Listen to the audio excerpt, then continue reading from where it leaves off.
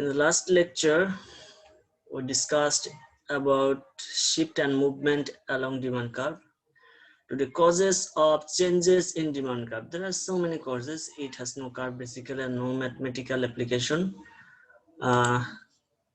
The causes, you can say the reason, in other words, price of related product. Suppose price of one product, আপনি মনে করেন চা তৈরি করার জন্য চা এবং কফি দুইটা প্রোডাক্ট রয়েছে।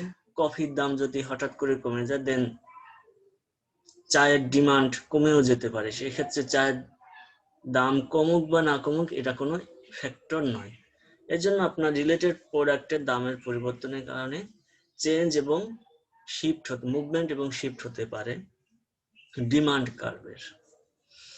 আমরা যেখানে জানি যে ডিমান্ড হচ্ছে দামের পরিবর্তনের সাথে সাথে চাহিদার যে পরিবর্তন। আসসালামু আলাইকুম। ওয়ালাইকুম আসসালাম। দ্যাট মিনস দাম বাড়ার সাথে সাথে চাহিদা কমবে, দাম কমলে চাহিদা বাড়বে। এখন price of related product, that means অন্য একটি প্রোডাক্টের দামের পরিবর্তন হলেও আপনার ডিমান্ড পরিবর্তন হতে পারে। So this are the issues that we are discussing.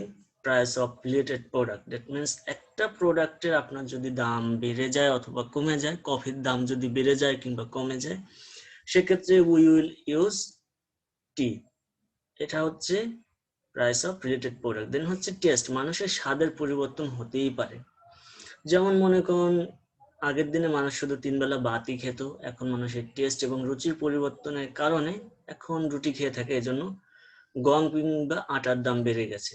So changes in the test of people can influence or can have impact on changes in demand. Then expectations. Expectation are one of the factor that in future product price may increase.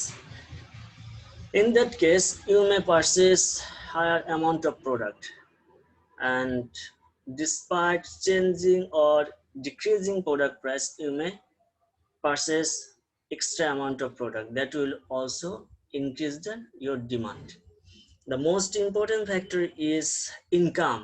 When income changes, your demand will obviously be changed, because যেমন তো মনে করেন আপনারা যখন student, আপনাদের demand এখন খুবই limited. যখন আপনারা জব করবেন কিংবা কোনো ব্যবসা করবেন, then your demand will increases because of your earning capability, যেটা আমাদের ক্ষেত্রেও হচ্ছে ঠিক একই রকম। Then number of buyers, how many buyers you are going to serve. একটা মার্কেটে যদি বায়ারের সংখ্যা হঠাৎ করে কোনো কারণে বেড়ে যায়, সাপোজ মনে করেন বাংলাদেশে রোহিঙ্গা আসলো, রোহিঙ্গাদের কথাই বলি, কক্সেস বাজার অঞ্চলে, এখন ওই এলাকায় প্রোডাক্টের দাম হঠাৎ করে বেড়ে যাবে। This is the simple. That means আপনার বায়ার বেশি হলে প্রোডাক্টের চাহিদা বেশি থাকবে, দামও বেড়ে যাবে এবং ডিমান্ড কার্ভের পরিবর্তন হবে। This are the basically causes of shift in demand and movement along demand curve. এগুলো আপনার জাস্ট এক্সপ্লানেশন পড়লেই পারবেন। দেন হচ্ছে আমাদের supply curve, price and quantity demanded. আমরা ইনিশিয়ালি যে বিষয়টা ডিসকাস করেছিলাম এর আগের ক্লাসে, demand, today we will discuss about supply inverse. That means প্রথমটা ছিল ক্রেতার পক্ষ থেকে, আর এখন হচ্ছে বিক্রেতার পক্ষ থেকে। দাম বৃদ্ধির সাথে সাথে ক্রেতার ডিমান্ড কমে যায়, কিন্তু দাম বৃদ্ধির সাথে সাথে সাপ্লায়ার বেসিক্যালি সাপ্লাই বাড়িয়ে দেয়, because of the propensity of earning extra profit. অতিরিক্ত প্রফিট অর্জনের জন্য তারা সাপ্লাইয়ের পরিমাণ বাড়িয়ে দেয়। So supply curve shows the relationship between changes in price and changes of quantity supplied by the supplier, and the relationship is when price increases your supply will increase, and when price decreases your supply will be decreases. Quantity supply will not be demanded.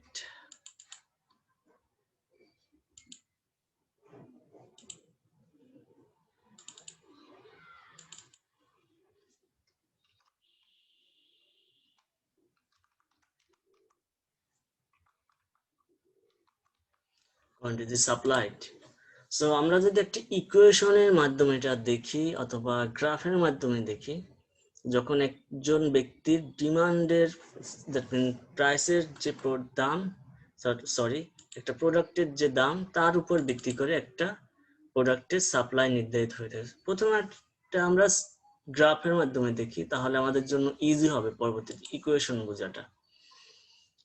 This is the vertical line and this is our horizontal line, and this line will show your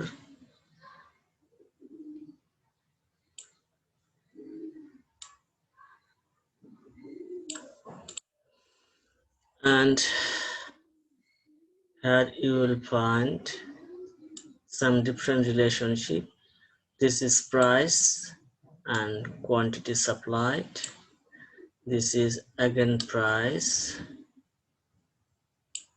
and this is quantity supplied. আমরা মাত্র তিনটা রেখা নিয়ে discuss করি যাতে আমাদের জন্য understanding এর সুবিধা হয়, বেশি দরকার নেই। This line show price of the product and this is supply or quantity, and this is the basically supply curve.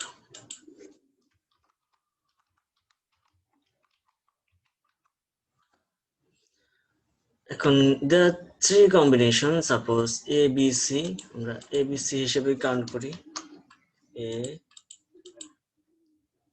B and C, when your price is টাকা 10, quantity demanded is,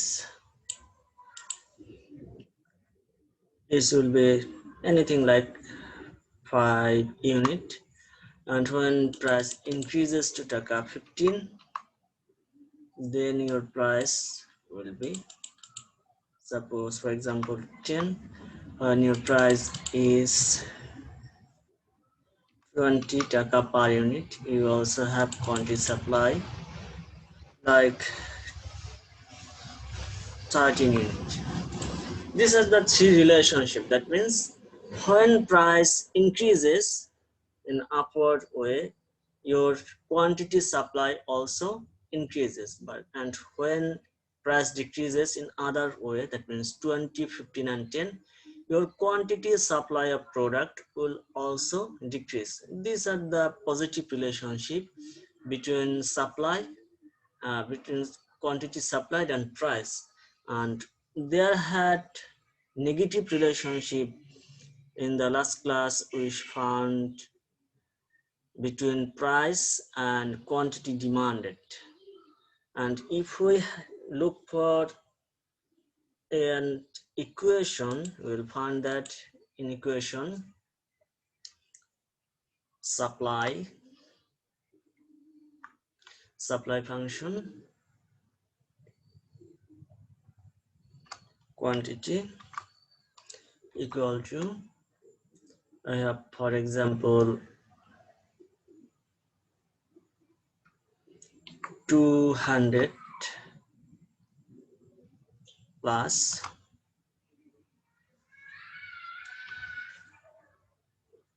50 P. This is our equation. In equation we can put our P value, that means price of any specific product, and after that we will find quantity supplied. Now we can remove this graph to look for this equation and calculation. So our supply schedule will be supply schedule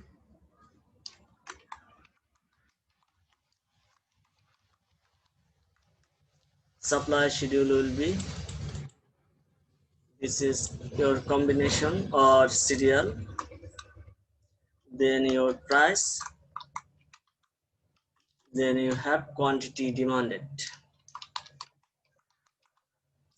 You can easily put here serial ABC for your understanding purpose, because If we write down here on and on, then it will be, there may have some difficulty in writing your answer. Price is taka 1 per unit. Price is taka 1. For example, price is taka 1 and it is your variable cost per unit. Price and quantity will be 2,500 quantity will be supplied. In serial B, when we have 2 taka per unit price, then quantity supplied by the supplier is 300 unit. In the same way, when we have C serial, the price of the product is taka 3, and quantity supply is 300, 500, 350. And when our price again increases in point D, taka 4, then we have quantity supply is 500 unit. This is our supply schedule. You can draw in this way.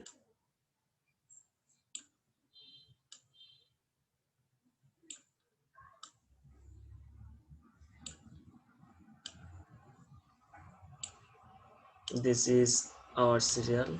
We can divide it by different line, and this is basically our supply schedule. And from this schedule you can draw a supply curve, and supply curve shows the same way you can draw. In the beginning we have showed a assumed or a conventional supply curve without any schedule developed, but in that case we have developed a supply schedule from this equation, and now we'll draw a supply curve on the basis of the supply schedule. For example, we have quantity 1,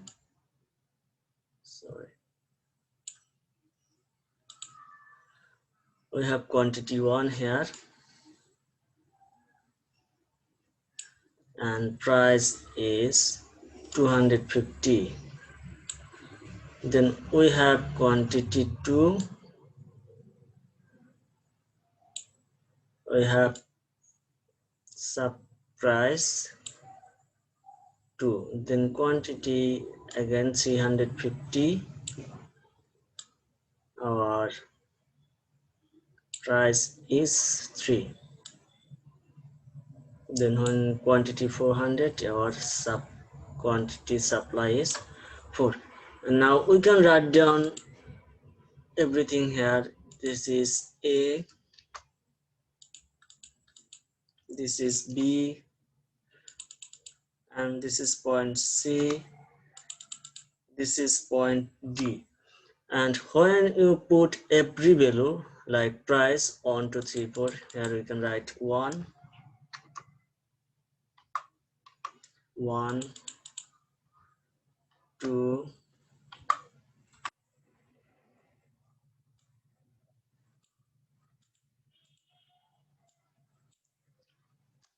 3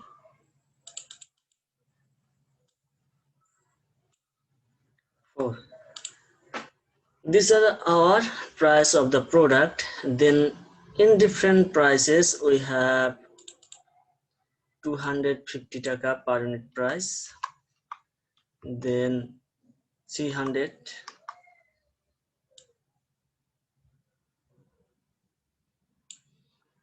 then 350, then 400.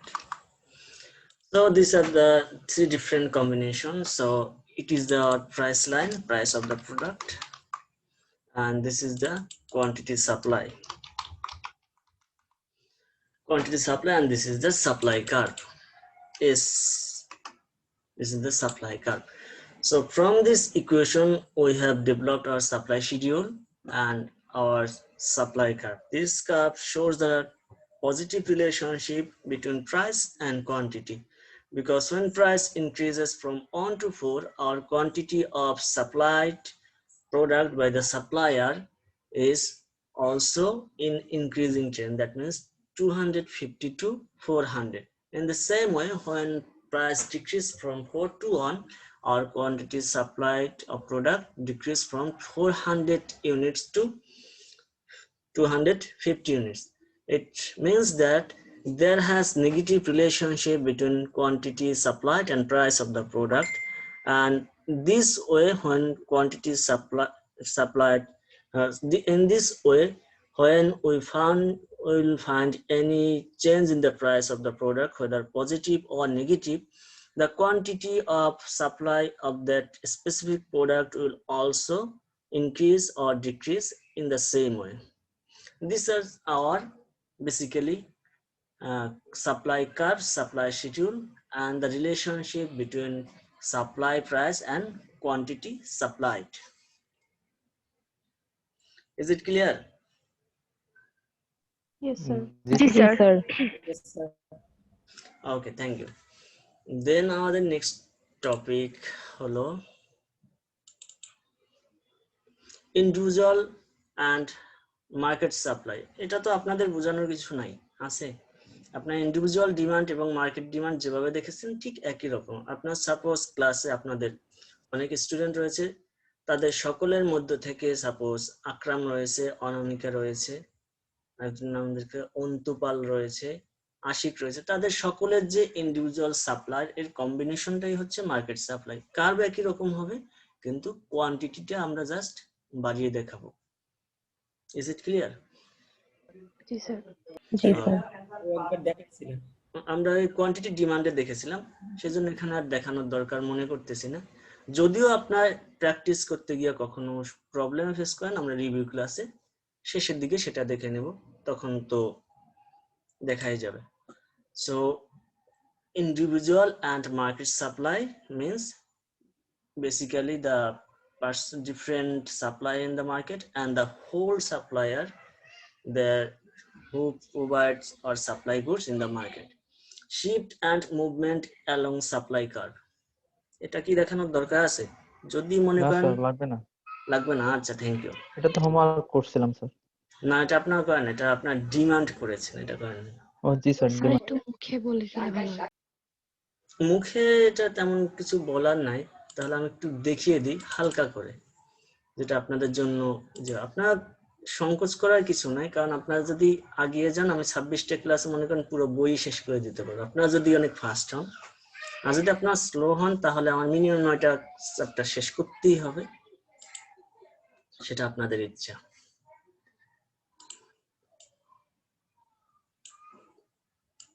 এটা হচ্ছে আমাদের supply curve. Suppose আমরা demand কার্ভে দেখেছিলাম, এই যে আমাদের demand কার্ভটা এখানে আমরা একটু আঁকি, তাহলে আপনাদের জন্য ইজি হবে। এই যে ডিমান্ড কার্ভ, ডিমান্ড কার্ভে ছিল আমাদের এই যে ডিমান্ড লাইনটা, সেটা আপনাদের এরকম করে শিফট হয়েছিল বিভিন্ন জায়গায়, অথবা আপনার এরকম করে এভাবে শিফট হয়েছিল। দ্যাট মিনস একটা নির্দিষ্ট কোয়ান্টিটি ছিল অথবা প্রাইস ছিল, আমরা সেভাবে আমাদের কার্ভটা কিভাবে মুভমেন্ট করেছি। আর মুভমেন্ট অ্যালং হচ্ছে এই বরাবর। সো আমরা যে ইনিশিয়ালি যে কার্ভটা দেখেছিলাম, দ্যাট মিনস 1 এবং 250 কোয়ান্টিটি, আবার 2 and 300 কোয়ান্টিটি। সাপোজ এখানে this is our 2, this is 1, this is 250, and this is our 300 quantity. And when our quantity move in the same line, then it is called movement along supply curves.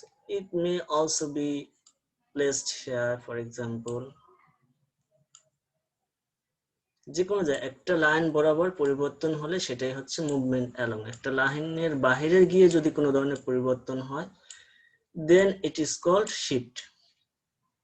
So movement along means the changes of quantity demanded and changes in the price, and the relationship shown in the same curve is known as movement along supply curve. But when we find a new supply curve, then it is called shift in the supply curve.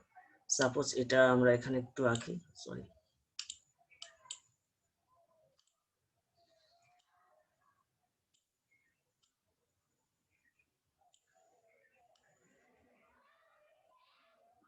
This is our supply curve, conventional supply curve, and we have combination of product here.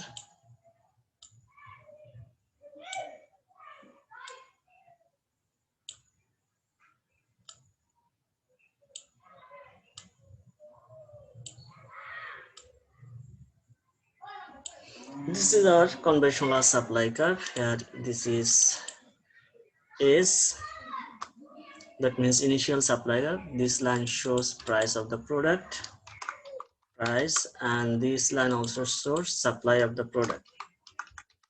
Supply of the product are showing here. These are the three different combination. Here is price of the product, 1,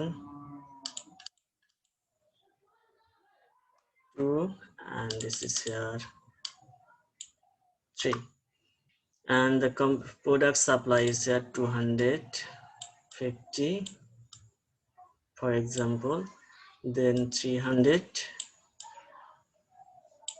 sorry, and 350 according to our equation. But when our price or any of the item or two of the item will change, then supply curve may also change and create another supply curve. For example, due to shortage of quantity supply of product, your product price increase from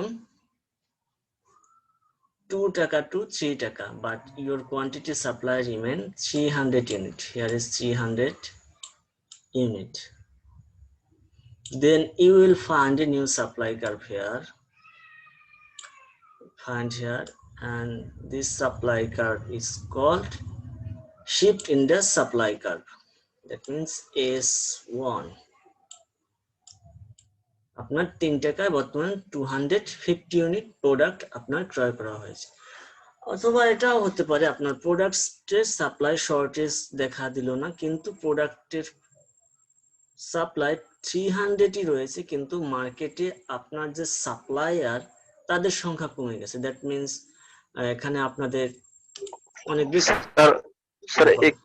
sir এখানে কি দামটা স্থির থাকবে?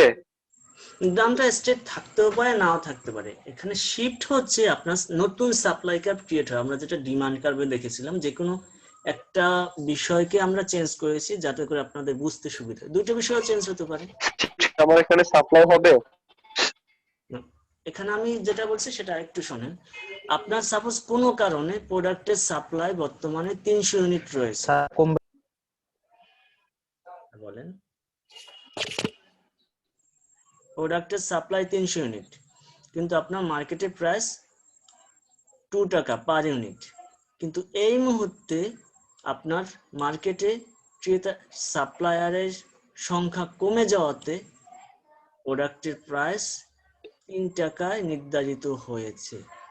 এখন যদি মার্কেটে পর্যাপ্ত supplier না থাকে, যারা এক্সিস্টিং আছে তারা 300 ইউনিট পর্যন্ত প্রোডাক্ট সাপ্লাই দিতে সক্ষম।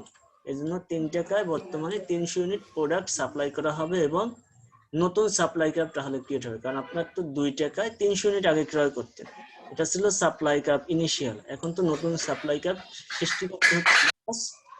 You are paying higher amount at the same amount, however you are paying for 300 units. আপনি ইনিশিয়ালি পে করতেন 300 ইউনিটের জন্য 2 টাকা, সাপ্লায়ার পেত 2 টাকা, কিন্তু এখন সাপ্লায়ার 3 টাকা চার্জ করতেছে, বিকজ আপনি মনে করেন আপনার সাপ্লায়ার সংখ্যা এখানে আশিক এবং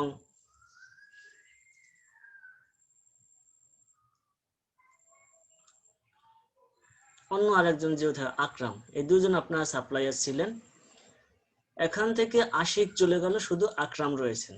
সাপোজ আশিক চলে যাওয়ার পর শুধু আকরাম হচ্ছেন আপনার সাপ্লায়ার, কিন্তু আকরামের প্রতিষ্ঠানে যে পরিমাণ প্রোডাকশন ক্যাপাসিটি সেটা দিয়ে সে সর্বোচ্চ 300 ইউনিট উৎপাদন করতে পারে, এবং আকরাম আশিক চলে যাতে আকরাম 3 টাকা প্রোডাক্টের দাম নির্ধারণ করে দিয়েছে, সে 3 টাকার নিচে বিক্রি করবে না, এবং সাপ্লাই 300 ইউনিটে নির্ধারিত হয়েছে। এই 300 ইউনিটে এখন আপনার 3 টাকা যদি দাম নির্ধারিত হয়, তাহলে আপনার এই উপরে দামের কারণে আপনার সাপ্লাই কার্ভটা শিফট করে উপরে চলে যাবে দাম বৃদ্ধির সাথে সাথে 300 ইউনিটের জন্য। কিন্তু এটা এরকমও হতে পারে যে সাপোজ এই যে আপনার supply curve, that means initial এটা আপনার supply curve, or otherwise you can say in this way, this is your initial supply curve. এখন প্রোডাক্ট এখানে 300 ইউনিট সাপ্লাই, এটা আমাদের অ্যাজাম্পশন প্রাইস, এবং প্রাইস হচ্ছে 2 টাকা।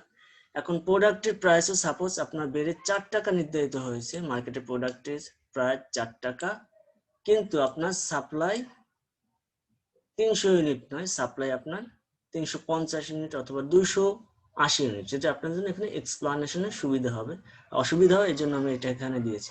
তাহলে আপনার 300 ইউনিটের জন্য আপনার 4 টাকা যদি দাম নির্ধারিত হয়, তাহলে আপনার ইউনিট তো সেমই রয়েছে, ইউনিট তো আপনার মুভমেন্ট করতে পারতেছেন না, তাহলে দাম বৃদ্ধি পেয়েছে ইউনিট বৃদ্ধি পায়নি, তাহলে কি ইউনিট কি আমার সেম রয়েছে? এখানে কি ছিল দামও বেড়েছে ইউনিটও চেঞ্জ হয়েছে, এই কারণে আমাদের মুভ হয়েছে একই লাইনে, কিন্তু এখানে দাম আমার বেড়েছে, সুতরাং দাম যেহেতু বেড়েছে আমাকে দাম তো মুভ করতেই হবে প্রাইস লাইনে, 2 টাকা থেকে আমরা 4 টাকায় নিয়ে আসলাম, that means this position.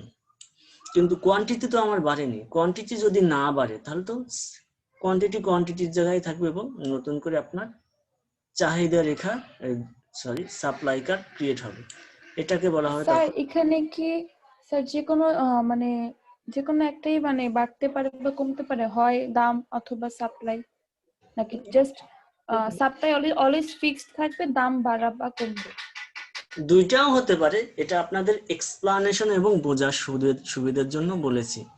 Last ক্লাসে আমি কিন্তু দুইটাই চেঞ্জ করে বলেছিলাম, কারণ এই যে 4 টাকা সাপোজ এখানে আপনার সাপোজ 300 ইউনিট 320 ইউনিট আপনার প্রোডাক্টের সাপ্লাই, এখানে যদি নির্ধারণ করেন এটাও হতে পারে। আচ্ছা স্যার, তাহলে ডিমান্ডের ক্ষেত্রে কি স্যার এই সেম হবে? তাহলে ডিমান্ডের ক্ষেত্রেও সেম হতে পারে, এই যে ডিমান্ডের ক্ষেত্রে আমরা দেখেছি, ডিমান্ডের ক্ষেত্রে স্যার দেখেছি যে স্যার গুগলে দেখেছিলাম, বলছে যে price is always same, price always same demand না অফ কোয়ান্টিটি, স্যার এটা লেখা ছিল demand of quantity increasing or decreasing based on the situation but price is always same.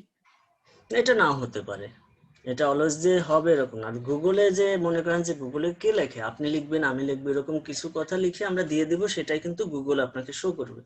So Google যে অলওয়েজ রাইট এটা না, আবার অলওয়েজ যে রং এটাও না, তবে মোটামুটি মোর অলওয়েজ রাইট। তারা যেটা করেছে প্রাইস একটা ফিক্সড রয়েছে প্রাইস, তারা ওখানে যেটা বলেছে অলওয়েজ রিমেইন দ্য সেম, ওইখানে কথাটা লেখা উচিত ছিল যে price will keeping same, remain same, সমান থাকবে না, আমরা রেখেছি প্রাইসটাকে সেম, এটাই বলা হবে, জাস্ট এটাই।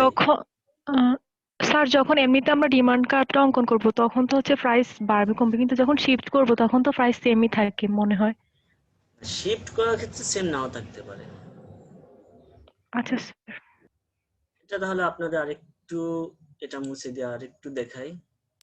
স্যার শিফট করলে তো সেম থাকবে না, তাহলে তো ডিমান্ড কার্ভ আঁকাই যাবে না। শিফট করলে আপনার যে কোনো একটা সেম থাকতে পারে নাও থাকতে পারে, কিন্তু মুভমেন্ট করলে দুইটাই পরিবর্তন হবে। কিন্তু শিফটের ক্ষেত্রে দুইটা যে কোনো একটা পরিবর্তন হবে অথবা দুইটাই পরিবর্তন হতে পারে। শিফটের কথা হচ্ছে আপনার নতুন করে কার্ভ ক্রিয়েট হতে হবে, আর কোনো কথা নেই, দ্যাট মিন্স নতুন লাইন ক্রিয়েট হতে হবে। এই যে আপনাদের ডিমান্ড কার্ভ, সেই ডিমান্ড কার্ভই আমি যাই। জি স্যার, লাইন ক্রিয়েট হওয়া মানেই তো যে কোনো একটা পরিবর্তন হতেই হবে। লাইন যদি আপনার এখানে সাপোজ এই যে লাইন, এখান থেকে যদি আপনাদের এই লাইনটা ক্রিয়েট হয়, সাপোজ এটা ছিল আপনাদের লাইন, এখন প্রাইস যদি আপনি ফিক্সড রাখেন, সাপোজ এটা প্রাইস ফিক্সড রাখেন, এখানে যেটাই থাক, এখন এখানে আমি নতুন করে লাইনটা ক্রিয়েট করে দিলাম, এখন আমার এখানে প্রাইস ফিক্সড এবং কোয়ান্টিটি চেঞ্জ হলো। কিন্তু এখানে যদি প্রাইসটা ফিক্সড না রেখে আমি প্রাইস এবং কোয়ান্টিটি দুইটাই চেঞ্জ করে দিই, সাপোজ এই পর্যায়ে আমি চলে আসি, এখান থেকে কোয়ান্টিটি এখানে আগের অবস্থানে নেই, চেঞ্জ হয়ে গেছে, এবং প্রাইসও আগের অবস্থানে নেই, দুইটাই চেঞ্জ হয়ে গেছে। তখন কি হবে? তখনও কিন্তু শিফট করবে, দ্যাট মিন্স দুইটাও চেঞ্জ হতে পারে। আবার এখানে এই যে কোয়ান্টিটি আমার ছিল, সাপোজ এখানে আমরা একটু লিখে নিই 20 ইউনিট, দেন মাঝের যে লাইন সেখানে 20, পরে 25। এখন 20, 22, 25, 22 হচ্ছে দুইটাই যখন পরিবর্তন হবে, আর যদি একটা পরিবর্তন হয় দেন আপনার প্রাইস কোয়ান্টিটির সাথে সামঞ্জস্য বিধান করতে হবে। তো এখানে সাপোজ আপনার প্রাইস হচ্ছে 20 টাকা। 20 টাকায় আপনি আগে পেতেন 20 ইউনিট, কিন্তু এখন আপনার চাহিদা বেড়ে যাওয়ার কারণে প্রাইস সেম রাখা হয়েছে, আবার 25 ইউনিট বর্তমানে আপনি ক্রয় করেন। কিন্তু সেটা নাও হতে পারে যদি পর্যাপ্ত সাপ্লাই না থাকে কোয়ান্টিটি আপনি পাবেন না, তখন দ্রব্যের দাম আবার এখানে বৃদ্ধি পাবে। সাপোজ 22 এবং সাপ্লাই হচ্ছে 22 ইউনিট, নতুন করে কার্ভ ক্রিয়েট হতে, এটা যে কোনো একটা হতো, যে কোনো একটাও পরিবর্তন হতে পারে, আবার দুইটাও পরিবর্তন হতে পারে, শুধু প্রাইস পরিবর্তন হতে পারে, অথবা শুধু দামেরও কোয়ান্টিটিরও পরিবর্তন হতে পারে, সেক্ষেত্রেও আপনার শিফট হতে পারে। আবার প্রাইস এবং কোয়ান্টিটি দুইটাই যদি পরিবর্তন হয় সেক্ষেত্রেও আপনার শিফট করতে পারে। কিন্তু মুভমেন্ট হতে হলে আপনাকে অবশ্যই একই লাইনে অবস্থান করতে হবে। এটা হচ্ছে আপনাদের মুভমেন্টের এবং শিফটের মধ্যে পার্থক্য। কিন্তু আমরা এক্সপ্লানেশন এবং আন্ডারস্ট্যান্ডিং এর পারপাসে আমরা একটা বিষয় ফিক্সড ধরে নিয়েছিলাম, এখানেও আমরা যখন এক্সপ্লেন করব ফিক্সড ধরে নেব যাতে আমাদের লিখতে সুবিধা হয়। সাপোজ আমরা keeping the price fixed, remain না, কিপ রাখবেন, তাহলে আপনাদের সুবিধা হবে। রিমেন মানে দাম তো কখনো আপনার ফিক্সড থাকবে না, সাপ্লায়ার এবং কোয়ান্টিটির সাপ্লাই চেঞ্জ হওয়ার সাথে সাথে দামের পরিবর্তন হবে, কিন্তু আমরা ফিক্স থাকতে পারে যে কোনো একটা সময়। এটা যদি গভর্নমেন্ট রেগুলেশন করে দেয় যে আপনার প্রোডাক্ট প্রাইস সাপোজ এটার উপরে বাড়ানো যাবে না, then you can not increase your product price, সেক্ষেত্রে শিফট হচ্ছে একটা বিষয় কনস্ট্যান্ট। স্যার কিছু কিছু বইতেও তো এরকম লেখা আছে যে দাম স্থির থাকবে। স্টিল নাও থাকতে পারে, বইয়ে থাকতে পারে। এই যে আপনাদের তো এখানে এক্সপ্লানেশন দিয়ে আমি বলে দিলাম, আপনি যদি দাম এখানে যদি স্থির রাখেন তাহলে শুধু কোয়ান্টিটি চেঞ্জ হবে, দামটা তো আপনার এরকমও পরিবর্তন হতে পারে যে 22 টাকা আমার বেড়ে গেছে, ঠিক একইভাবে কোয়ান্টিটিটা 22 ইউনিট হয়েছে, কিন্তু তখন তো আপনি এই কার্ভে স্থানান্তর করা সবসময় সম্ভব হবে না। সাপোজ আপনার 25 ইউনিট যখন ক্রয় করলেন, এখানে 25 ইউনিট 20 টাকা, 25 ইউনিটের জন্য দাম কনভেনশনাল কার্ভ অনুযায়ী বেশিও হতে পারে। এটা যে অলওয়েজ ফিক্সড থাকবে আর এরকম না, ফিক্সড হতেও পারে নাও হতে পারে, কিন্তু আপনার যখন মুভমেন্ট হবে অলওয়েজ দুইটা বিষয়ে চেঞ্জ হবে। আপনার এই যে প্রাইস এবং কোয়ান্টিটি দুইটাই চেঞ্জ হবে আপনার মুভমেন্টের ক্ষেত্রে, কিন্তু শিফটের ক্ষেত্রে দুইটাও চেঞ্জ হতে পারে, আবার যে কোনো একটাও চেঞ্জ হতে পারে। দাম আপনার সাপোজ মনে করেন আমরা লাস্ট ক্লাসে যেটা দেখেছিলাম, দাম সাপোজ আপনি ফিক্সড রেখে দিয়েছেন অথবা কোয়ান্টিটি ফিক্সড হয়ে গেছে, বইয়ে তো লিখেছে দাম ফিক্সড রাখা হবে, আচ্ছা আমরা দাম ফিক্সড রাখলাম না, তখন কি ডিমান্ড কার্ভ চেঞ্জ হবে না? এই যে আপনাদের ডিমান্ড কার্ভ, আমরা দামকে পরিবর্তন করে ফেলবো সাপোজ এখানে, তাহলে দাম যদি পরিবর্তন করে ফেলি, কোয়ান্টিটি আপনার এখানে ফর এক্সাম্পল কোয়ান্টিটি আপনার 20 unit and price is also 20 per unit, এক্ষেত্রে দাম আমরা ফিক্স না, কোয়ান্টিটি পরিবর্তন হয়নি, সেক্ষেত্রে কিন্তু আমার নতুন চাহিদা রেখার সৃষ্টি হবে। Suppose in that case we will find a new demand curve, এটাও হতে পারে, then your price will be 25 for 20 units of product, আমরা কোয়ান্টিটি সেম রাখলাম, কিন্তু বইয়ে কোথাও বলা আছে অথবা আগের এক্সাম্পল আমরা দেখেছিলাম আমরা প্রাইস ফিক্স রাখবো। সাপোজ এখানে যদি প্রাইস ফিক্স রাখি 20 unit and 20 unit, then if we shift our demand curve, then 25 units and টাকা 20 is our price. It also creates new demand curve, but in between two there may also be a new demand curve. Suppose এটা হচ্ছে আপনাদের বিভিন্ন অ্যাজাম্পশনের উপর ভিত্তি করে 20 দাম বেড়ে গেছে, আপনার ডিমান্ড হচ্ছে 18 অথবা 15, 25। যখন 25 হয়েছে আপনার 15 ইউনিটস দাম নির্ধারিত হয়েছে, কিন্তু ইন বিটুইন টু যদি হয় তখন এই পর্যায়েও আসতে পারে, আবার নতুন ডিমান্ড কার্ভও ক্রিয়েট হতে পারে। এটা হচ্ছে practical example. Is it clear? G sir, বুঝতে পারছি। এটা হচ্ছে আপনার একটা বিষয় ফিক্সড রেখে দেওয়া আছে, আপনার তো কোয়ান্টিটিও ফিক্সড রাখতে পারেন, প্রাইসও ফিক্সড রাখতে পারেন, অথবা দুইটা বিষয় চেঞ্জ হতে হয়। কিন্তু আপনার যদি প্রাইস এবং কোয়ান্টিটি এক লাইনে অবস্থান করে দেন অফকোর্স বি মুভমেন্ট, লাইন পরিবর্তন হলেই শিফট হয়ে যাবে। ঠিক একইভাবে সাপ্লাই কার্ভের ক্ষেত্রে আপনার মুভমেন্ট এবং শিফটটা একইভাবে কাউন্ট করা হয়।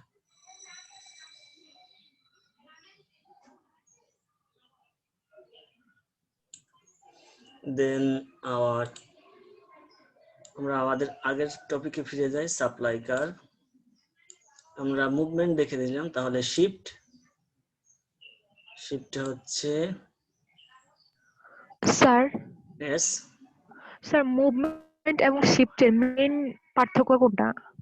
মুভমেন্ট এবং শিফটের মেইন পার্থক্য হচ্ছে আপনার যে সাপ্লাই কার্ভটা এখানে আমরা দেখতে পাচ্ছি, this is our supply curve. এই যে আমাদের সাপ্লাই কার্ভ, এই একই লাইনে যদি অবস্থান করে তাহলে হচ্ছে মুভমেন্ট। ডিমান্ডের ক্ষেত্রেও আপনার যদি এই যে এরকম ডিমান্ড কার্ভ ছিল, ডিমান্ডের কার্ভে একই লাইনে অবস্থান করলে মুভমেন্ট, কিন্তু নতুন সাপ্লাই কার্ভ যখন ক্রিয়েট হবে দেন ইট ইজ শিফট। আর ডিমান্ড কার্ভের ক্ষেত্রে নতুন ডিমান্ড কার্ভ ক্রিয়েট হলে সেটা হচ্ছে শিফট। দ্যাট মিনস আপনি অন্য কোথাও জাম্প করে চলে গেছেন। দ্যাট মিনস আপনি নোয়াখালী থেকে ঢাকা যাচ্ছেন ট্রেনে করে, এখন নোয়াখালী এবং ঢাকা যাওয়ার যে কনভেনশনাল ট্রেন লাইন, সে লাইন থেকে যদি নতুন পাশে কোনো লাইন থাকে, সে লাইনে গিয়ে যদি ট্রেন চলতো, সেটা হচ্ছে আপনার জন্য শিফট। আর যদি ওই লাইনে অবস্থান করে স্লো চলুক অথবা আস্তে চলুক, যেটা হচ্ছে মুভমেন্ট, সে স্লো গতিতে চলতেছে অথবা ধীর গতিতে চলতেছে। ক্লিয়ার? জি স্যার। তাহলে শিফট হচ্ছে আমার এই লাইন থেকে নতুন করে ক্রিয়েট হয়। তাহলে আমরা এখানে শিফট সাপ্লাই কার্ভের ক্ষেত্রে দেখি, আপনাদের যে কোনো একটা বিষয় যদি ফিক্সড রাখেন তাহলে আপনাদের এক্সপ্লানেশন সুবিধা হবে।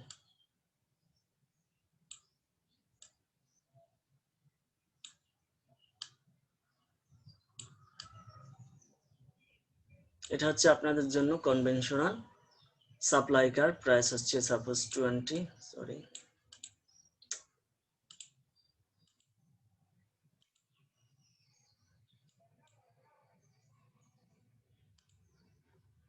সাপোজ এখানে price 20, your quantity price is also here is 25, then price is 15.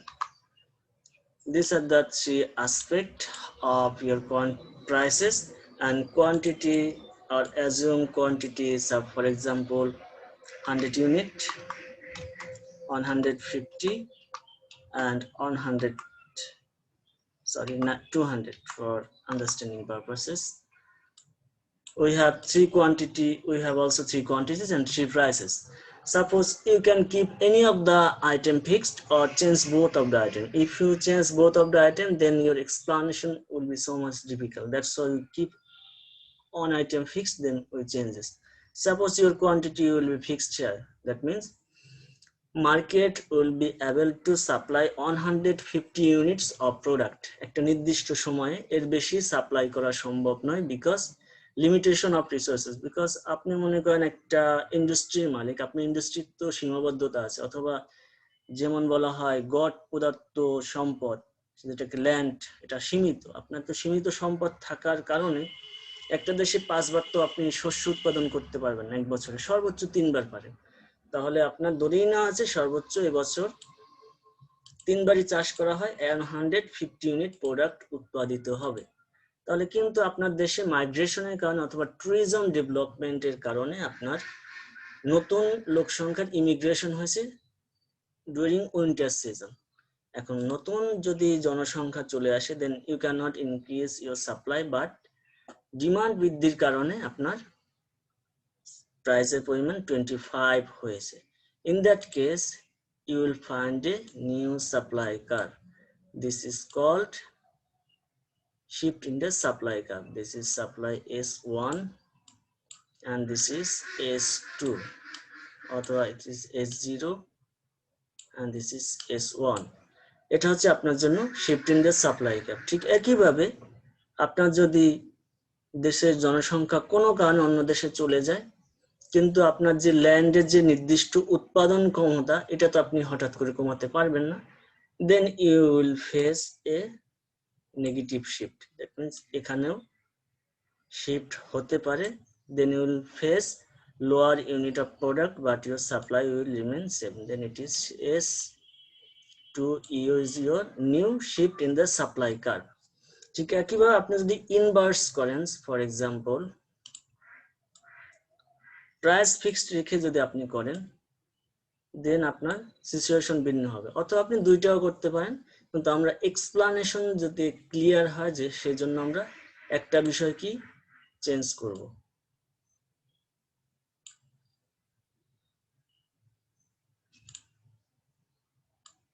This is here.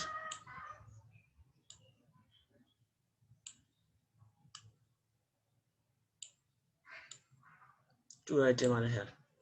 এখন যদি আপনার এখানে কোয়ান্টিটি ফিক্স ছিল, আমরা প্রাইসকে ফিক্স রেখে দিচ্ছি। Price suppose for example 20 and other price is 25. এখন যদি 20 এবং 25 থাকে, সাপোজ আমাদের quantity supply for specific product is 100 unit and 150 units. এই যে দুইটি ইউনিট আমাদের সাপ্লাই হচ্ছে, সাপোজ আমরা we will keep our price fixed and supplier may change their product supply any of the reason. এটা আপনাদের অন্য কোনো কারণ দরকার নেই, any of the reason তারা সাপ্লাই কমিয়ে দিয়েছে। সাপোজ 25 টাকা দামে এখন সে 150 ইউনিট সাপ্লাই করবে না, 100 ইউনিট সাপ্লাই করবে for example. In that case you will face a new supply curve here, but your quantity of,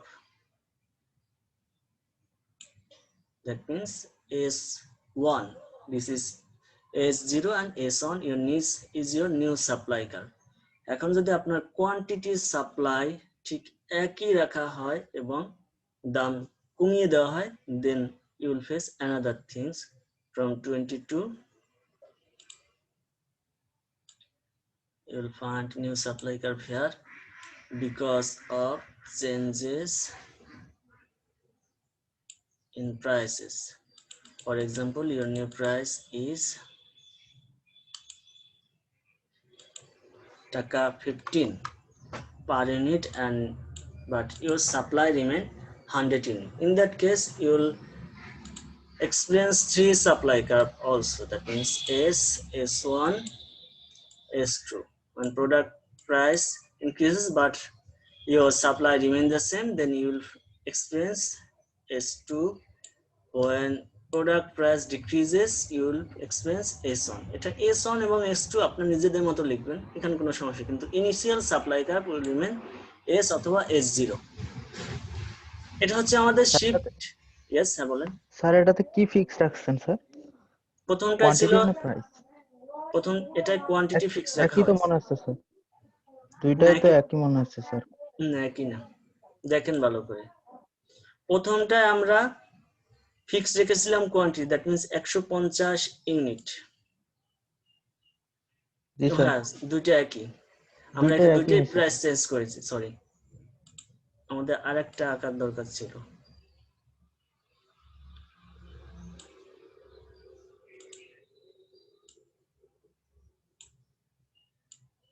This is your supply curve.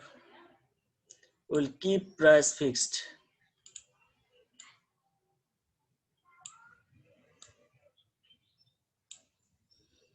এখন যদি আমরা প্রোডাক্ট প্রাইস ফিক্স রাখি, দেন মার্কেটে যদি অতিরিক্ত প্রোডাক্টের সাপ্লাই হয় তাহলে আমরা নতুন ধরনের সাপ্লাই কার্ভ এক্সপেরিয়েন্স করতে পারি।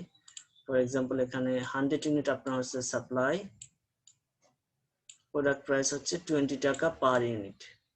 এখন সাপ্লায়ার যদি প্রোডাক্টের প্রাইস সেম রেখে মার্কেটে সাপ্লাই বৃদ্ধি করে দেয়, ফর এক্সাম্পল সাপ্লাই বৃদ্ধি করে দেয়, প্রাইস তো তাহলে আমার উপরে আপওয়ার্ড যাচ্ছে না, 150 ইউনিট এখন সে সাপ্লাই করতেছে, then you will find new curve here.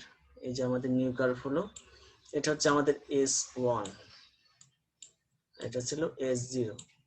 এখন মার্কেটে 100 ইউনিট সাপ্লাই রয়েছে, বর্তমানে সাপ্লাই বেড়ে 150 ইউনিট রয়েছে, বাট গভর্নমেন্ট রেস্ট্রিকশনের কারণে বলা হয় না যে প্রোডাক্ট প্রাইস বাড়ানো যাবে না, তারা বাড়াতে পারেনি, 20 টাকা রয়েছে।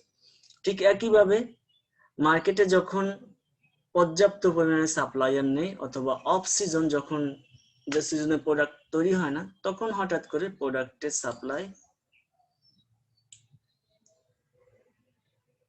50 ইউনিটে চলে এসেছে। প্রোডাক্ট প্রাইস ফিক্স গভর্নমেন্টের রেগুলেশন, এটাই রাখতে হবে, বাড়ানো যাবে না অথবা কমানো যাবে না এখানে। তাহলে আমাদের সাপ্লাই কমে যাওয়ার সাথে সাথে আমাদের নতুন করে সাপ্লাই কার্ভ ক্রিয়েট হয়েছে, এটা হচ্ছে S2, এটা হচ্ছে S0। This is the actual relationship. যে কোনো একটা বিষয় হতে পারে, এখানে যদি দুইটা বিষয় তখনও এটা চেঞ্জ হতে পারে, বাট যখন একটা লাইনে অবস্থান করবে দেন ইট ইজ কল্ড মুভমেন্ট। শিফটের ক্ষেত্রে যে কোনো একটা বিষয় ফিক্স থাকতেও পারে, নাও থাকতে পারে, but the condition is your line must be change, then line change হবে, then it is called shift in the supply curve. Clear? জি স্যার। আচ্ছা, thank you. Causes of shift in the supply curve, এটা বইয়ে দেওয়া আছে, পড়ে নেবেন। Just theory, প্রথমে ডিমান্ডের ক্ষেত্রে যেরকম বলেছিলাম, ইনকামের পরিবর্তন অথবা র মেটেরিয়াল চেঞ্জ, জিওগ্রাফিক্যাল ইনফ্রাস্ট্রাকচার অথবা টেস্টের পরিবর্তন, সাবস্টিটিউট প্রোডাক্ট বেশি করে উৎপাদন হলে এটাও হতে পারে। These are the some causes of shift in the supply curve. Then equilibrium of supply and demand. Equilibrium কি? ইকোনমিক্স এর কেউ আছে আপনাদের? কারো ছিল ইকোনমিক্স? জি স্যার। ছিল স্যার। ইকুইলিব্রিয়াম হচ্ছে এমন একটি অবস্থা যেখানে হচ্ছে আপনার চাহিদা এবং ডিমান্ডটা সমান থাকবে, মানে চাহিদা ডিমান্ডের ভিত্তিতে একটা নির্দিষ্ট দামে বা হ্যাঁ, এক্স্যাক্টলি, আপনার কথা বুঝতে যোগান পেরেছি। দিয়ে প্রোডাক্টটা বিক্রি করা হবে, এমন আর কি। আপনাদের কাছে প্রমা দুইটা না? দুইজন? জি স্যার। আর একজন ছিল, সে কোথায়? সে ইকোনমিক্স একটু ভালো পারে। স্যার কানিস প্রমা না তানজিন প্রমা? কানিস নেই তো? স্যার আছে তো। হ্যাঁ আছে তো। কানিস কে আছেন?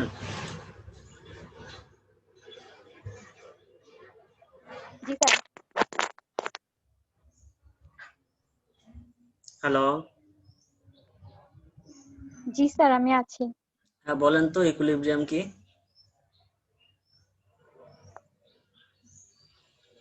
স্যার এটা হচ্ছে ডিমান্ড এবং সাপ্লাইয়ের সমতা দ্বারা বাজারের মানে ভারসাম্য দাম এবং পরিমাণ নির্ধারিত হওয়া।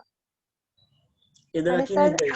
সাপ্লাই এবং ডিমান্ড দ্বারা যেটা থাকবে আর কি, সেটা সমতা অনুযায়ী আমাদের প্রাইস আর কোয়ান্টিটিটা নির্ধারিত হবে। একটা নির্দিষ্ট দামে একটা নির্দিষ্ট পরিমাণ প্রোডাক্ট সাপ্লায়ারও সরবরাহ করবে এবং কনজিউমারও ক্রয় করবে, কনজিউমারও। ডিমান্ডও সেম থাকবে। এক্স্যাক্টলি, একটা নির্দিষ্ট দামে, থ্যাংক ইউ, একটা নির্দিষ্ট দামে যে পরিমাণ পণ্য সাপ্লায়ার বিক্রয় করতে আগ্রহী এবং কনজিউমার ক্রয় করতে আগ্রহী থাকে, সেই পরিমাণ, সেই সিচুয়েশনকে ইকুইলিব্রিয়াম বলে ইকোনমিক্সের ভাষায়। So equilibrium means the optimum point or balance situation of price determined by the negotiation of supplier and consumer for any specific product. এখানে কিন্তু প্রোডাক্টটা একটা স্পেসিফিক হতে হবে, সবগুলো প্রোডাক্টের ক্ষেত্রে নিলে আমাদের ইকুইলিব্রিয়াম হচ্ছে না। একটা পণ্যের জন্য আমরা একটা ইকুইলিব্রিয়াম সিচুয়েশন নির্ধারণ করব। তাহলে আমাদের ইকুইলিব্রিয়ামের ক্ষেত্রে যে বিষয়টা হচ্ছে, আমরা এখানে দেখেছিলাম ডিমান্ড, ফর এক্সাম্পল এখানে সাপ্লাই,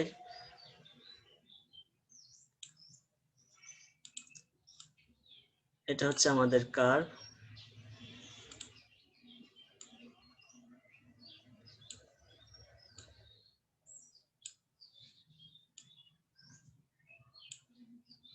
এটা হচ্ছে আমাদের supply curve, this is our price line, this is quantity.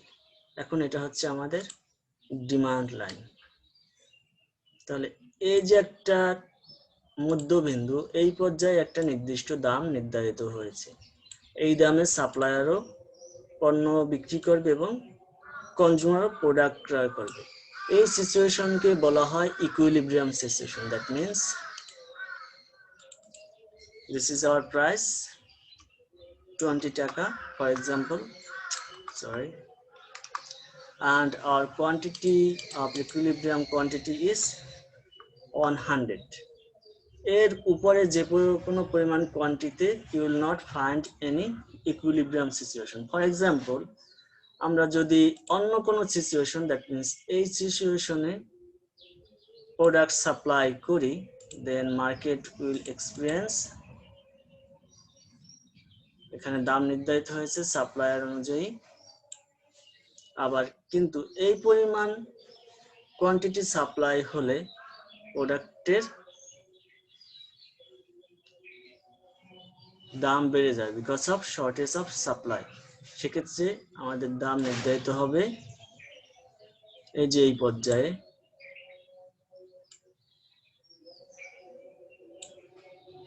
Then market will force to go to your balance situation.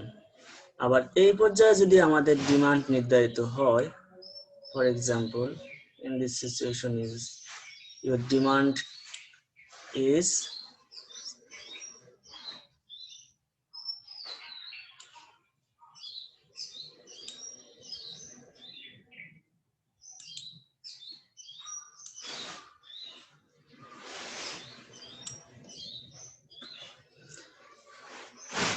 these are the three different situations. This is our equilibrium situation. This is equilibrium point, equilibrium. Here consumer and producer purchase transfer a specific product at a specific price, but when your price is here, for example taka 15, then দাম কমে গেছে প্রোডাক্টের, supplier will reduce his product supply. For example, they will supply 80 units of product, আর তারা যখন 80 unit product supply করবে but কম দামে চাহিদা বেড়ে যাবে, দেন মার্কেট উইল এক্সপিরিয়েন্স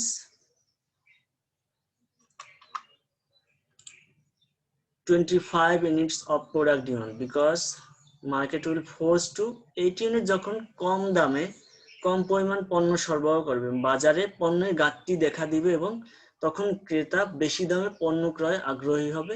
এজন্য মার্কেটে পণ্যের দাম 25 নির্ধারিত হবে।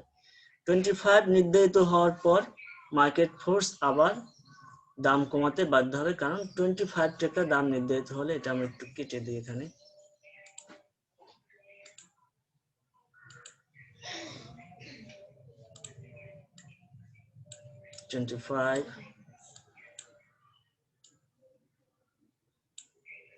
$25 টাকা যখন দাম নির্ধারিত হলো, তখন আমার সাপ্লাইয়ের পরিমাণ হচ্ছে সাপোজ 120। এই পরিমাণ প্রোডাক্ট সাপ্লাই হওয়ার পর বেশি সাপ্লাই বেড়ে যাওয়ার কারণে দেন মার্কেট ফোর্স আবার দাম কমাতে বাধ্য হয়, দেন আবার ইকুইলিব্রিয়াম সিচুয়েশনে চলে আসবে। এটা হচ্ছে আমাদের মূল ইকুইলিব্রিয়ামের মূল কথা। এটা আমরা যদি কোনো ইকুয়েশন কিংবা এক্সাম্পলের মাধ্যমে দেখি তাহলে বিষয়টা আরো ক্লিয়ার হয়ে যাবে। এটা কি সবার জন্য ক্লিয়ার? স্যার আরেকবার বলেন স্যার। আচ্ছা বলতেছি। সাপোজ এখানে আপনার ইকুইলিব্রিয়াম হচ্ছে এই নির্দিষ্ট দাম 20 টাকা দামে 100 ইউনিট প্রোডাক্ট ক্রয় বিক্রয় হয়ে থাকে ক্রেতা এবং বিক্রেতার মধ্যে, কিন্তু বিক্রেতা কোনো কারণে প্রোডাক্টের সাপ্লাই কমিয়ে দিয়েছে দাম কমে যাওয়ার কারণে। সাপোজ মার্কেটের প্রোডাক্টের সাপ্লাই দাম 15 টাকায় নির্ধারিত হয়েছে, এখন সাপ্লাই কি করবে, সে তার প্রোডাক্টের সাপ্লাই কমিয়ে দেবে, 80 ইউনিট নির্ধারিত হবে, কিন্তু প্রোডাক্টের মার্কেটের চাহিদা রয়েছে 100 ইউনিট। যখন 80 ইউনিট প্রোডাক্ট সরবরাহ করবে তখন দাম কম থাকার কারণে এবং মার্কেটে ঘাটতি থাকার মার্কেটে প্রোডাক্টের ঘাটতি থাকার কারণে, সাপোজ আপনার 100 ইউনিট দরকার, মার্কেট ফোর্স করবে প্রোডাক্টের দাম বাড়বে, 15 থেকে দাম 25 টাকায় নির্ধারিত হবে। 25 টাকা যখন ডিমান্ড নির্ধারিত হবে, এই যে পয়েন্টে 80 ইউনিট যখন প্রোডাক্ট সরবরাহ হয়, তখন হচ্ছে আমার প্রোডাক্টের ডিমান্ড হচ্ছে দিস সিচুয়েশন, এটা হচ্ছে আপনাদের ঘাটতি। দিস ইজ দা আপনাদের ঘাটতি সিচুয়েশন, এটা হচ্ছে আপনাদের ঘাটতি, এটা হচ্ছে ক্রেতার জন্য, এটা হচ্ছে বিক্রেতার জন্য। সো আমার যখন 25 টাকা দাম নির্ধারিত হয়েছে 80 ইউনিটের জন্য, দেন মার্কেটে প্রোডাক্টের দাম বেশি কিন্তু সাপ্লাই কম, সাপ্লায়ার এই দামে বেশি পরিমাণ পণ্য সরবরাহ করতে প্রস্তুত আছে। দাম যখন বেড়ে যাবে তখন সাপ্লায়ার সে বেশি সরবরাহ করবে, কত ইউনিট, 120 ইউনিট সরবরাহ করবে। দাম বেড়েছে, সাপ্লাইও বাড়িয়ে দিয়েছে, কিন্তু সাপ্লাই যখন মার্কেটে বেশি, আপনার মার্কেটে তো তত পরিমাণে আপনার প্রোডাক্টের ডিমান্ড নেই। ফর এক্সাম্পল 120 ইউনিট আপনার মার্কেটে ডিমান্ড নেই, so demand will force to again 100 unit. যখন আপনার 100 ইউনিটে, আরেকটু এখানে বলে নি, যখন 25 টাকা দামে 120 ইউনিট সরবরাহ হবে, মার্কেটে বেশি পরিমাণ প্রোডাক্টের সরবরাহ রয়েছে কিন্তু দামও বাড়তি, বিক্রেতা তখন বেশি দামে পণ্য ক্রয় করতে নিরুৎসাহিত হবে এবং দাম আবার কমে যাবে। দাম কমে যাওয়ার কারণে সাপ্লাই আবার কমে যাবে। দ্যাট মিন্স দাম যখন আবার 20 টাকা নির্ধারিত হবে, সাপ্লাই আবার 100 ইউনিট নির্ধারিত হবে। যখন 25 ইউনিট আপনার দাম নির্ধারিত হবে, সাপ্লায়ার সরবরাহ করবে 120 ইউনিট, মার্কেটে ঘাটতি থাকবে, প্রাইসে এই পরিমাণ ঘাটতি দেখা যাবে, এই ঘাটতি আপনাকে আবার 20 টাকা দাম নির্ধারণে বাধ্য করবে। আবার যখন 15 টাকা দাম হবে, মার্কেটে ঘাটতি থাকবে, দিস সিচুয়েশন, তখন আপনাকে আবার 20 টাকা দাম নির্ধারণে বাধ্য করবে এবং কোয়ান্টিটিও সেই অনুযায়ী পরিবর্তন হয়ে 100 ইউনিটে নির্ধারিত হবে ইকুইলিব্রিয়াম পয়েন্টে। এটাই হচ্ছে আপনার ইকুইলিব্রিয়ামের মূল কাহিনী। এখন কি বুঝেছেন না আবার বলতে হবে? জি স্যার। বুঝলে ক্লিয়ার? লাগবে না স্যার। আচ্ছা ঠিক আছে, আরেকটা আমরা এক্সাম্পল দেখি, তাহলে বাকিটা ক্লিয়ার হয়ে যাবে।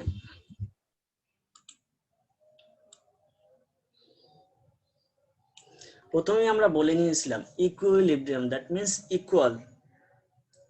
ইকুয়াল দামে একটা নির্দিষ্ট পরিমাণ প্রোডাক্ট ক্রয় বিক্রয় হয়ে থাকবে। তাহলে আমাদের প্রথমেই যে বিষয়টা আছে, ইকুইলিব্রিয়াম প্রাইস নির্ধারণের জন্য প্রোডাক্টের ডিমান্ড এবং সাপ্লাই ইকুয়েশন লাগবে। সো এস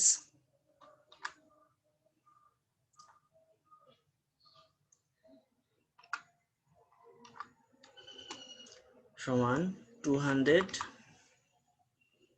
প্লাস, আমরা একটা অ্যাজাম্পশন ইকুয়েশন করে নিই,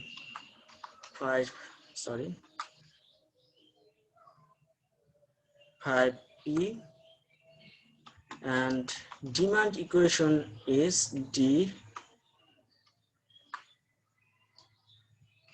এটা হচ্ছে প্রাইস ফাংশন, এজন্য আমরা ডিপি লিখে নিলাম, কমিয়ে দিই আমরা 200 যেহেতু ছিল, 600 or 500, 600 মাইনাস ডিমান্ড ফাংশনে অলওয়েজ মাইনাস সাইন বসে 25p। এটা হচ্ছে আপনাদের দুইটা ইকুয়েশন। এই ইকুয়েশন থেকে আপনাকে নির্ধারণ করতে হবে এটা হচ্ছে ক্রেতার, এটা হচ্ছে বিক্রেতার ফাংশন। এখান থেকে আপনাকে equilibrium price and quantity should be find out. So equilibrium হচ্ছে দুইটা সমান, দ্যাট মিন্স এসপি এবং ডিপি সমান। তাহলে এসপি এবং ডিপি যদি সমান হয়, তাহলে আমরা এখানে বসাতে পারি 200 প্লাস 50p সমান 600 minus 25p. এখন এই দুইটা আমরা ইকুয়েশন বলে খুব সহজেই বের করতে পারি পরবর্তীতে কি হবে 50 পি আমরা যদি 50 পি এবং 25 পি এক সাইডে নিয়ে আসি তাহলে মাইনাস সাইন প্লাস হয়ে যাবে 25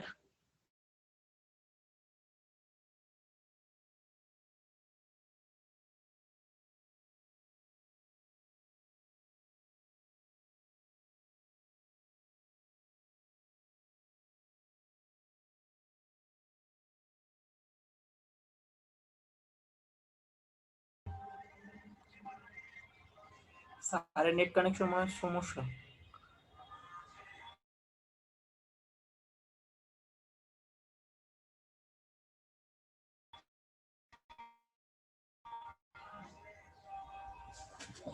হ্যাঁ বল।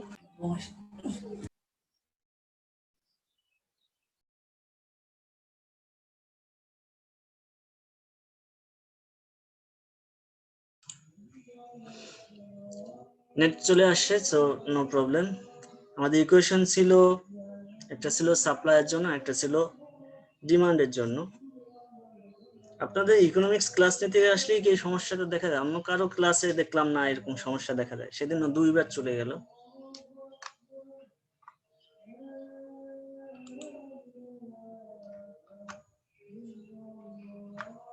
প্রাইস ফাংশন আমরা যে ইকুয়েশনে ছিলাম সেখানেই থাকি, সমান 200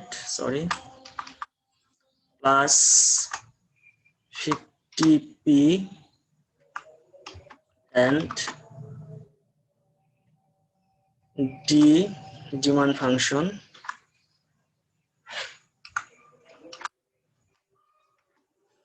$600 দিয়েছিলাম।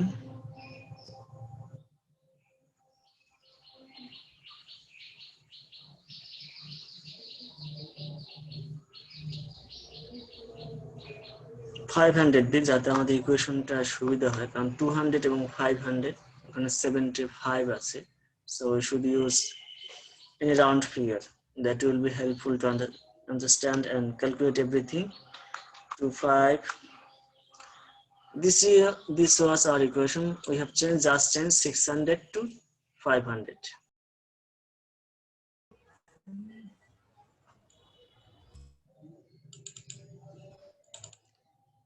দুইবার চলে গেল, বুঝতেছি না। অ্যাটলিস্ট এটা একটা বিষয় শেষ করি আজকে, বাকিটা না হয় পরে শেষ করলাম।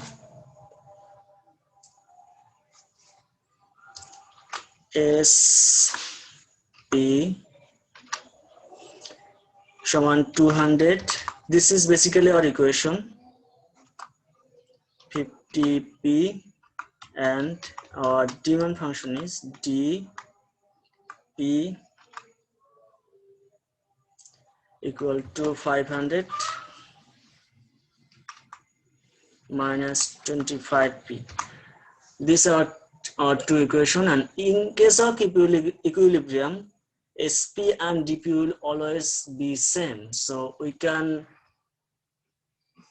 put below of SP and DP. SP is here 200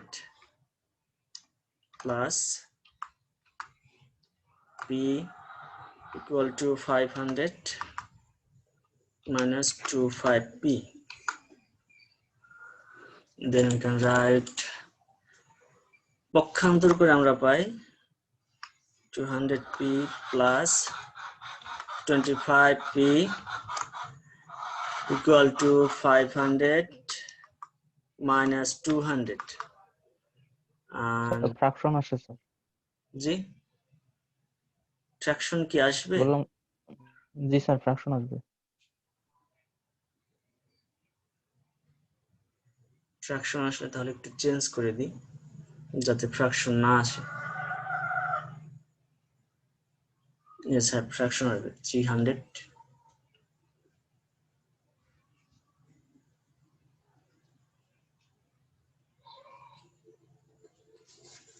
fraction sir 25p না দিয়ে 50p দেন স্যার, দুইটাই 50-50 দেন। দুইটা 50 দেওয়া যাবে না, কারণ ডিমান্ড এবং সাপ্লাইয়ের ভেরিয়েবল কস্ট সবসময় ডিফারেন্ট হতে হবে। না ফ্র্যাকশন আসে না তো, কি বলেন, আমি তো ফ্র্যাকশন পাচ্ছি না। এটা হচ্ছে 75 হবে না এখানে, 75, ভালো করে দেখেন ফ্র্যাকশন আসতেছে না অ্যাকচুয়ালি, 300 হয় না এখানে। স্যার জি ফার্স্টে স্যার। তো আপনি 600 দিয়েছিলেন, ওটা তখন তো আমি এসেছিল চেঞ্জ স্যার। করে দিয়েছি, একটু আগে বললাম না যে হ্যাঁ স্যার, এখন ঠিক আছে স্যার, 600 দিলে তাহলে ফ্র্যাকশন আসবে, এই জন্য আমি এখন চেঞ্জ ঠিক করে। আছে স্যার। আচ্ছা 4 আসেন স্যার। আমি তাহলে সরাসরি 4 লিখে দিলাম। এটার পিছনে কিন্তু কিছু সাইন ইউজ করতে হয়, সমান অথবা নট ইকুয়াল, নয়তো তো আপনাদের বোঝা যায় না।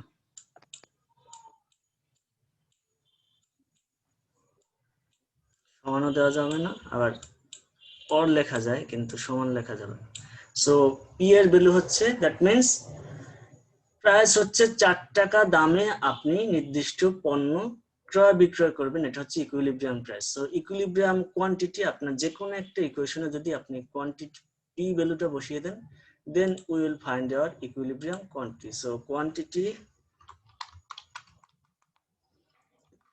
আমরা একটা ইকুয়েশনে বসিয়ে দিই, 200 plus 54. So our equilibrium quantity will be 200 plus 200. 400 is our equilibrium quantity. So equilibrium quantity is 400.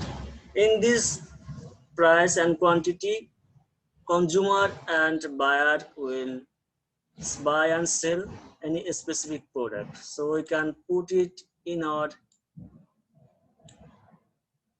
Graph. ঠিক সেই আগের মতোই হবে, জাস্ট আপনারা ক্যালকুলেশন করে এখানে বের করে নেবেন।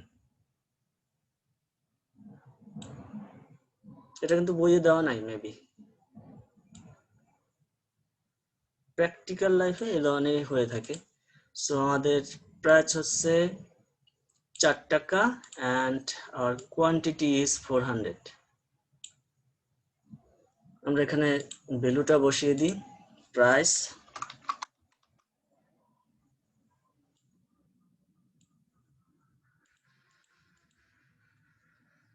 is 4, so value is 400। আমার এটা হচ্ছে আমাদের ইকুইলিব্রিয়াম প্রাইস এন্ড কোয়ান্টিটি। এখন যদি এই কোয়ান্টিটির বাইরে গিয়ে আপনি যদি প্রোডাক্ট বাই এবং সেল করেন, তাহলে আপনার কি সিচুয়েশন হবে সেটা আপনার খুব ইজিলি আইডেন্টিফাই করতে পারেন। সাপোজ প্রোডাক্টের প্রাইস আপনি কমিয়ে দিলেন 4 টাকা থেকে আপনি 3 টাকা, অ্যাজাম্পশন প্রাইস, তাহলে সাপ্লাই ফাংশনে কি প্রভাব ফেলবে সেটা দেখেন। তাহলে প্রোডাক্টের প্রাইস আমরা এখানে 3 টাকা নির্ধারণ করে দিই, 3 টাকা। এই যে আমরা 3 টাকা নির্ধারণ করলাম, তাহলে আমরা কি পাই, এখানে প্রোডাক্টের প্রাইস 3 টাকা নির্ধারণ হলে সাপ্লাই ফাংশনে 200 plus 53, then we will find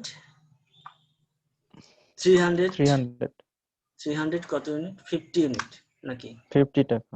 হ্যাঁ 50 ইউনিট, এটা ইউনিট, এটা কোয়ান্টিটি, টাকা হচ্ছে এটা 4, এই যে প্রাইস এটা হচ্ছে 4 টাকা, 350 হচ্ছে ইউনিট। আমরা ইউনিট লিখে দিই আবার যদি ভুলে যান। সো ইউনিটটা যদি আমরা এখানে বসাই তাহলে বসবে হচ্ছে 350 ইউনিট হচ্ছে আমাদের এই প্রাইসের সাপ্লাই। এখন আমরা যদি ডিমান্ড ফাংশনে ঠিক একইভাবে 3 টাকা বসাই তাহলে আমাদের কি আসবে, এটা হচ্ছে এসপি সাপ্লাই ফাংশন। এখন যদি আমরা ডিমান্ড ফাংশনে বসাই ডিপি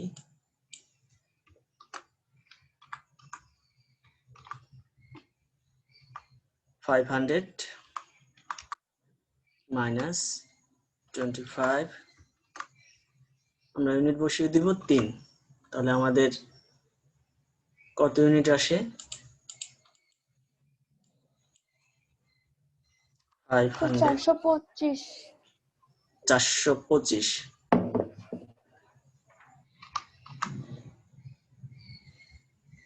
সরি, হ্যাঁ 425 425 হচ্ছে আমাদের ইউনিটস।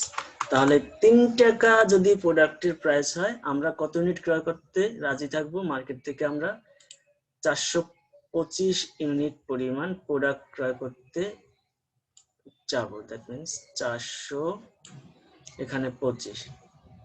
তাহলে আমাদের মার্কেটে সাপ্লাই রয়েছে 350 ইউনিট 3 টাকা দামে, কিন্তু আমাদের ডিমান্ড কত? 425 ইউনিট। এটা কি করবে? আপনার প্রোডাক্ট প্রাইস বাড়িয়ে দিতে বাধ্য করবে। এই যে প্রোডাক্ট প্রাইস বাড়িয়ে দিতে বাধ্য করবে, এটা আপনাকে ইকুইলিব্রিয়াম 4 টাকা প্রাইস এবং 400 ইউনিট প্রোডাক্ট প্রাইস নির্ধারণে 400 ইউনিট প্রোডাক্ট সাপ্লাইয়ে উৎসাহী করবে। এভাবে ইকুইলিব্রিয়াম নির্ধারিত। ঠিক একইভাবে আপনি যদি 4 ইউনিট না ধরে 5 টাকা ধরেন, 4 টাকা না ধরে, দেন ঠিক একইভাবে প্রোডাক্টের সাপ্লাই বেড়ে যাবে, কিন্তু ডিমান্ড তখন কমে যাবে। তখন আবার ইকুইলিব্রিয়াম সিচুয়েশন আপনাকে প্রোডাক্টের দাম 4 টাকা এবং 400 ইউনিট সাপ্লাই করে ইকুইলিব্রিয়াম সিচুয়েশনে মার্কেটকে নিয়ে আসবে। এটাই হচ্ছে আপনাদের মূল ইকুইলিব্রিয়াম সিচুয়েশন। এখন কি এই বিষয়টা আপনাদের ক্লিয়ার? এসপি এবং ডিপি কেন বসিয়েছি, এটা কি ক্লিয়ার?